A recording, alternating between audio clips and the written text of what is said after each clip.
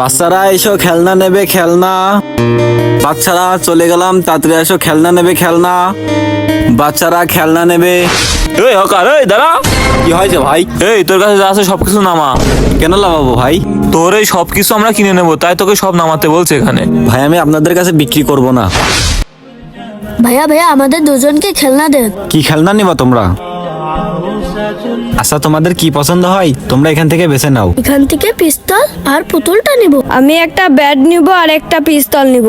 ভাইয়া ভাইয়া কত টাকা দিব? আরে কি ঘটনা, কিছু বুঝলাম না তো। তোমাদের দুজনের 300 টাকা হয়, তোমরা 200 টাকা দাও। এই নেন টাকা। ইয়ে কি মজা! আরে ভাই এটা কি হলো? এ ভাই, আমাদের সাথে আপনি বাটপারি করলেন কেন? কিসের বাটপারি ভাই? আরে ভাই আপনার কি আমি টাকা দিতাম না? ওদের সবকিছু দিয়ে দিলেন কি জন্য? ভাই একটা কথা শুনেন, কোনো কাজে ছোট না। আপনি প্রথমে এসে আমার সাথে কি ব্যবহারটা করলেন? এই হকার, এই দাঁড়া। আমি একজন ছোট ব্যবসায়িক হতে পারি, কিন্তু হালাল ব্যবসা করে খাই। এখানে আমি চুরি করতে আসি নাই, এখানে আমি ব্যবসা করতে এসেছি। আপনাদের কাছে আমি কিছু বিক্রি করব না। আসলে ভাই আমাদের ভুল হয়ে গেছে। ভাই আমাদের ক্ষমা করে দেন।